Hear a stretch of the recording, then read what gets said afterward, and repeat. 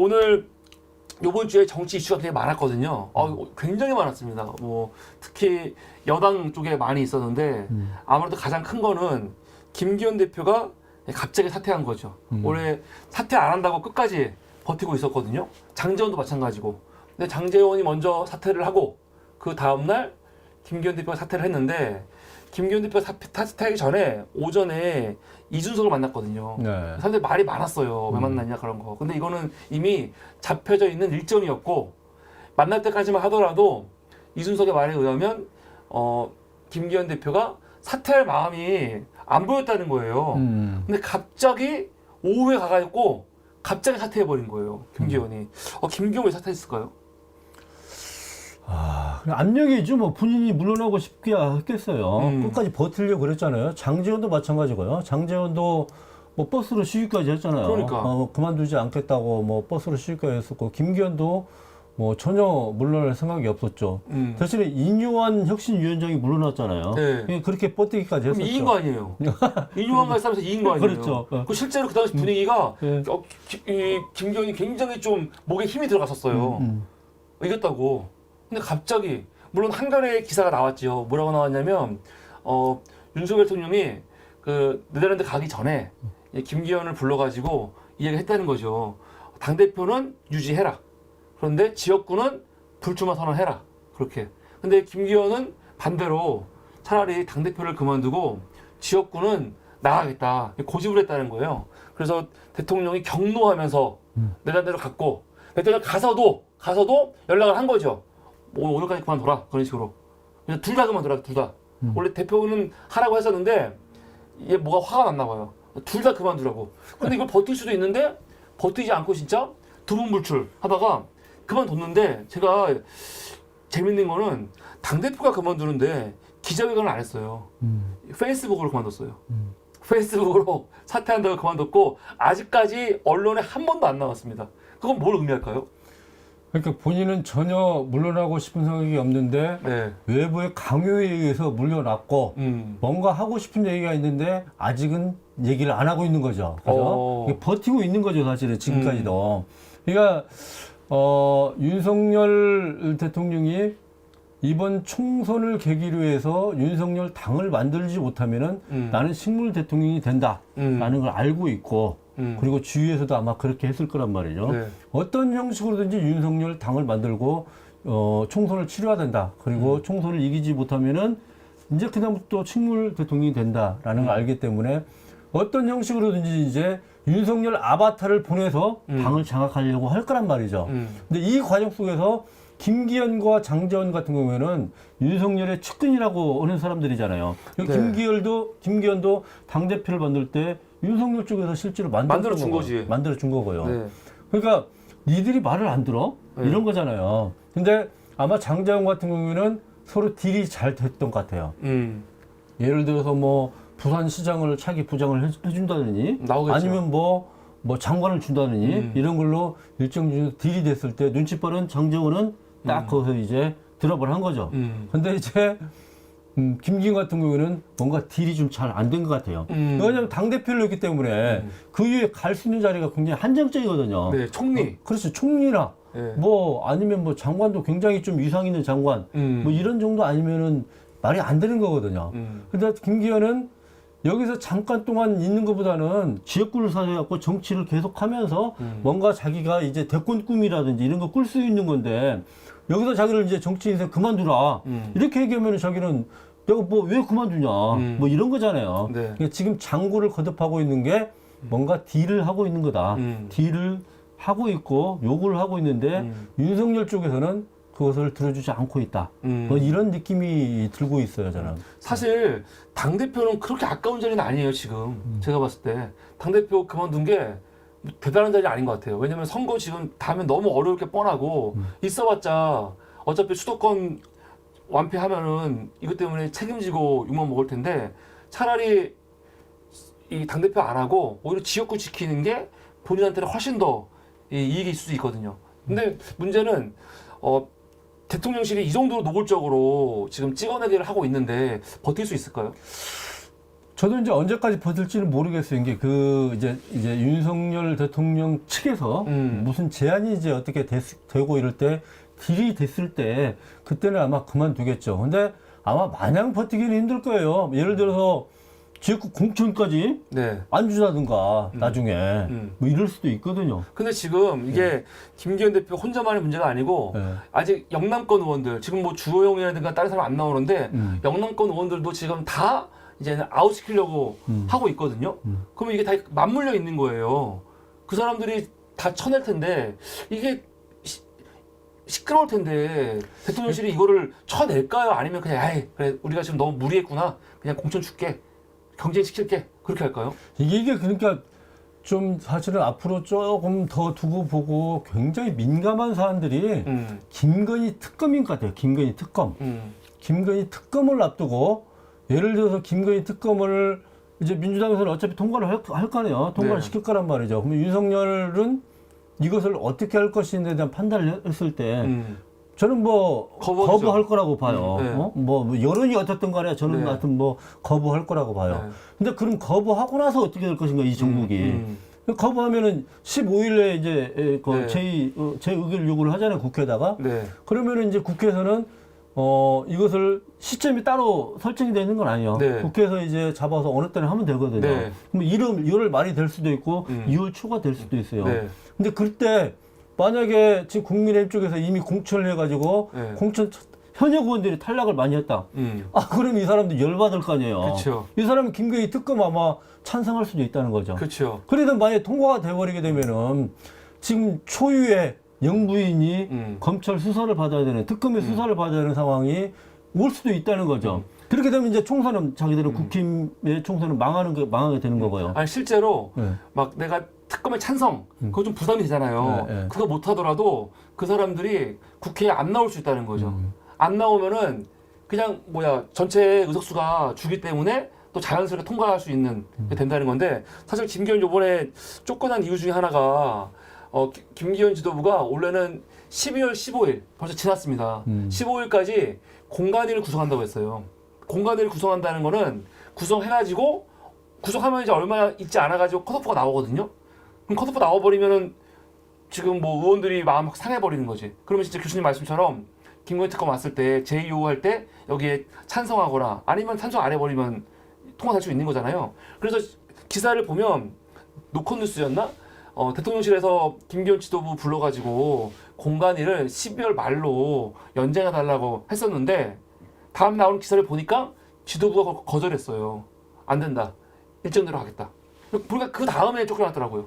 그냥 아마 이런 영향이 있었던 것 같아요. 김기현이 특검 지금 교수님 말씀한 것처럼 지금 분위기 안 좋습니다. 다음 때가는 특검 할 수 있습니다. 막 그렇게 겁을 준 게 아닌가. 김기현도 버틸 수 있는 게 바로 그 부분이죠. 그러니까 네. 이게 지금 이대로 나를 쫓겨내고 그냥 이대로 가면은 아마 이제 영남의 중진들 같은 경우에도 이제 한 사람씩 이제 쭉 쫓아낼 거란 말이죠. 그렇죠, 예. 그리고 이제 윤석열 측근으로 이제 거기다 심을 거란 말이죠. 네. 이렇게 되면은 그 사람들이 이제 세력화가 안 될 수가 없는 거죠. 이 세력화가 된 사람들은 이준석 신당하고 가까이 할 수밖에 없는 거고요. 이렇게 될 것이라는 것을 뻔히 예측이 되기 때문에 김기현도 버틸 수 있는 힘이 여기에 있는 거죠. 이렇게 가면 나 쫓겨나면은 아마도 우리 당내 중진들도 아마도 가만히 있지 않을 것 같다. 이런 이제 시그널을 보내는 거죠. 실제로 근데 또 이 영남 쪽에서 이 의원들이 분위기가 공천 못 받으면 분위기가 공천 안 줄 분위기면은 탈당해서 무소속으로 나온다. 그럼 지금 분위기라는 거예요. 근데 그게 나오면은 이길 수도 있어요. 실제로. 그러니까요. 네.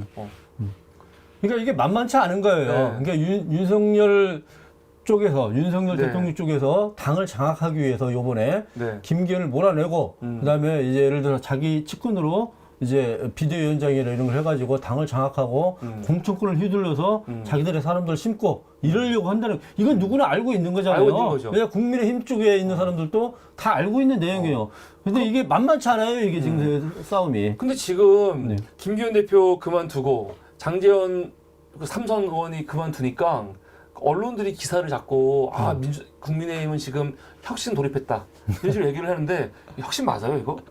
아니 무슨 혁신이 아니라 본인들이- 몰아내는 건데 무슨 놈은 혁신이야 쫓겨난 이게. 건데 오히려 대통령이 개입해가지고 네. 이렇게 찍어내는 거는 이건 구태 정치 아닙니까? 아, 그러면 구태 정치고, 이게 정당이라는 게, 이건 이제 정당 민주화라는 건 없는 거죠. 어? 그리고 앞으로도 공천을 자기들 마음대로 찍어내겠다는 신호탄이에요. 까불지 말아라, 니들 찍어내겠다. 이 얘기 아니에요, 지금. 네. 응? 그리고 또 이게 무슨 놈의 혁신이에요. 그리고 또 그 빈자리에 자기 사람들 채워놓겠다는 거 아니에요? 그렇죠. 그럼 이게 어떻게 혁신이에요? 네, 그래요. 오히려 더 나빠지는 거지. 아, 참 이거 그래서 언론도 보면 이해가 안 되더라고요. 그러면은 중요한 거, 이 김기현 지도부는 이제 끝났습니다. 아니 그러니까 김기현 대표는 끝났습니다. 지금 비대위원장 얘기가 많이 나온단 말이에요. 여기에 지금 이뇨한, 또 김한길, 김병준, 그리고 한동훈 이야기 많이 나오는데 비대위원장 그 중에 한 명 나올까요? 뭐 그 중에 하나겠죠. 그 중에 한 명? 저는 뭐 그 중에 하나일 수밖에 없다고 생각이 드는데. 어저께는 하루 종일 한동훈 얘기 나오던데. 근데 지금 이제 언론의 보도 형태를 보면은 한동훈으로 몰아가는 것 같아요. 그 분위기가. 몰아가고 있고, 친윤 중심으로 한동훈을 이미 띄웠기 때문에 저는 한동훈으로 가지 않을까 싶어요. 그래요? 한동훈으로 가지 않으면 여기서 후퇴하게 되면은 그러니까 비윤 같은 경우는 지금 한동훈은 안 된다는 거잖아요. 네. 다른 사람을 해야 된다는 게 비윤이잖아요. 근데 비윤 쪽에 몰려가지고 비대위원장을 못 맡는 것 같은 이런 양상으로 흘러가게 되면은 한동훈한테는 별로 좋지 않죠. 한 번 더 꺾이구나 이게. 네, 꺾이는 거고 그리고 윤석열 대통령도 당을 장악하려고 그러는데 이게 무리수가 돼버린 거죠. 그러면 안 되는 거죠. 그러니까 아마 한동훈 비대위원장으로 가지 않을까 저는 뭐 이렇게 예측합니다. 근데 제가 생각할 때는 이게 물리적으로 불가능해요. 왜냐면은 그래요? 네. 예를 들어서 오늘 그 박문규 산자부 장관 그 자리를 그 핀셋으로 개각을 했거든요. 근데 박문규 자리에 누가 오냐면 안덕근 통상교섭본부장이 오기로 했고 박문규는 경기 수원병 그쪽으로 보내갖고 김영재랑 붙인대요. 오늘 개각 발표가 났어요. 네. 그런데 만약 그러려면은 한동훈 장관이 오늘 뭐 그만두던가 했어야 되거든요. 아무리 늦어도. 그리고 사실은 지금 그만둬도 다음 장관 인선하고 뭐 청문회 하면 한 달이 걸리는데 그러면 한동훈 비대위원장 세우기 위해서 그냥 법무부 장관 아직 내정도 안 됐고 뭐 청문회도 아무것도 안 했는데 그냥 비워두고 한동훈 빼낼까요? 약간의 무리를 한다면 그럴 수도 있죠. 굉장히 무리잖아요, 그거요. 네, 약간의 무리를 한다면 그럴 수도 있죠. 그럴 수도 있고. 그래요? 그러니까 이제 국민의힘 쪽에서도 만약에 비대위원장이 내정이 되게 되면은 뭐 중앙위원회 거치고 뭐 거쳐야 되잖아요. 네네. 뭐 어쩌고 그 절차를 거쳐야 되기 때문에 아마 이제 요번 해 지나서 이제 1월 초에 이렇게 할 수가 있겠죠. 그동안에 뭐 한동훈이 정리를 하고 나올 수도 있겠죠. 야, 뭐 그럼- 불가능한 건 아니죠. 예, 불가능하지 않은데 네. 굉장히 무리하는 건데 네. 이렇게 무리하는 게 제가 볼 때는 전혀 도움이 안 되거든요. 도움이 안 될 것 같은데 여기까지 할까요? 이해가 안 되네 진짜. 나오면 좋죠. 전 나오면 너무 좋을 것 같아. 한동훈이. 근데 한동훈이 이제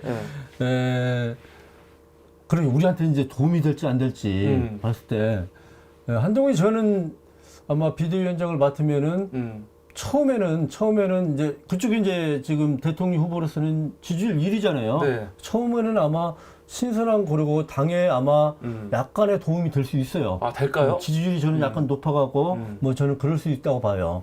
그런데 한동훈이 지금 정치 경험이 전혀 없는 사람이잖아요. 네. 그리고 당을 전혀 모르는 사람이에요. 근데 만약에 한동훈이 비대위원장이 되면은 내부에서 예를 들어 홍준표 같은 사람 한마디 해도 한마디만 딱 던져도 아마 한동훈에는 기스가 바로 갈 거예요. 그래도 말씀 잘하잖아요. 한동훈. 아니요, 제가 볼 때는 네. 그 사람은 이게 국정감사나 근데 뭐 대정부 질문 이런 데에서는 할 수가 있겠지만은요 이런 정무적인 그리고 정치적인 그런 말싸움은 제가 볼 때 한계가 있어요. 분명히 이 사람은 실수도 할 거고 그 내용이 안 돼요. 근데 제가 볼 때는 조금 있으면 거품 꺼집니다. 민주당에는 오히려 더 나올 수가 있어요. 네.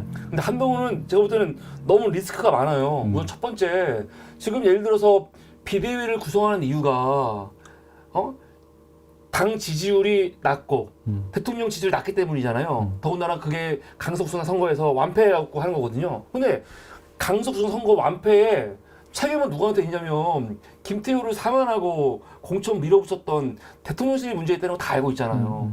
그러면 사실은 지금 비대위를 세우는 이유가 지금의 지도부가 지금의 국민의힘이 문제가 있었다는 거거든요. 어떤 문제냐?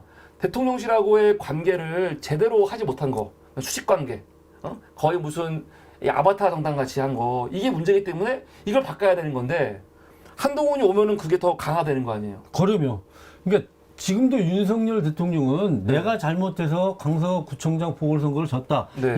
이렇게 생각하지 않는 거예요. 그것을 인정하지 않는 거예요.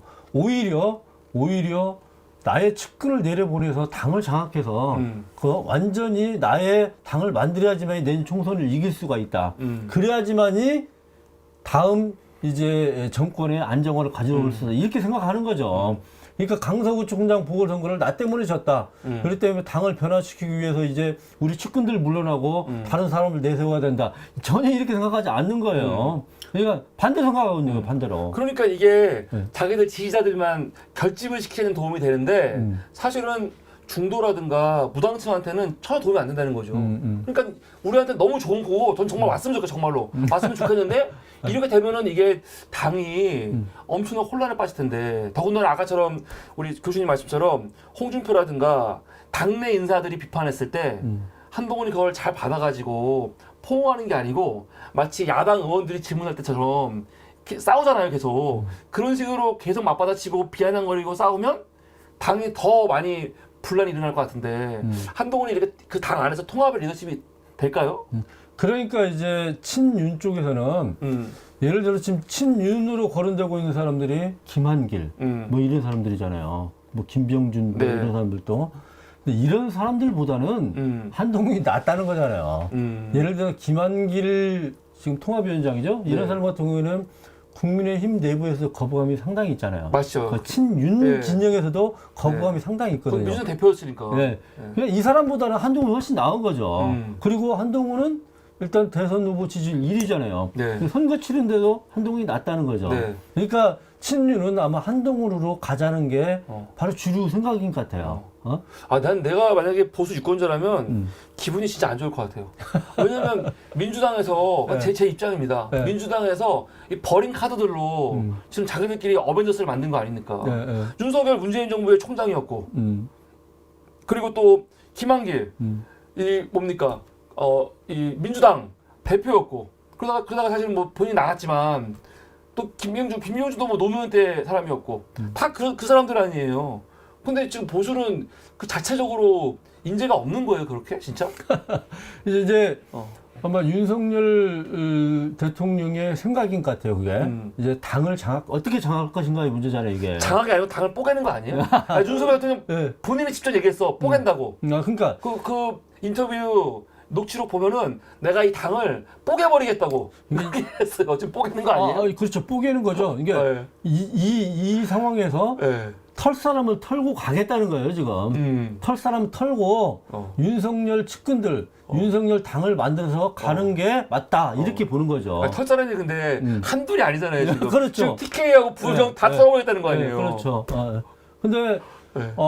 그렇게 가지 않으면은 네. 내년 총선도 해볼 수가 없고 내년 총선 지나고 나서는 윤석열은 식물 대통령이 되고 있다.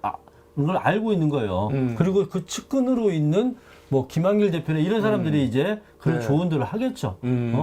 그랬을 때는 한동훈도 이번에 나와가지고 승부를 거는 게 맞다. 승부를 걸어서 내년 총선에서 이기면은 한동훈이 이제 대권 주자로서 지위가 탄탄해지는 거죠. 네. 당을 장악해서 네. 이렇게 가는 거고 만약에 실패하면은 한동훈도 이제 정치 생명이 끝나는 거죠. 근데 저는 한동훈이 비대위원장 되기 어려운 또 이유 중에 하나가 뭐냐면 비대위원장이 된다는 거는 본인이 다음에 총선 때 나올 거 아닙니까? 그럼 비례대표로 나와야 되거든요. 지역구 하면서 비대위원장 할 수는 없잖아요. 지역구 하면서. 그러니까 비례대표로 나와야 되는데 만약에 민주당이 이번에 아직 선거법 어떻게 할지 모르지만 병리표 간다는 분위기가 많았지만 지난 의총에서 반대가 많았대요.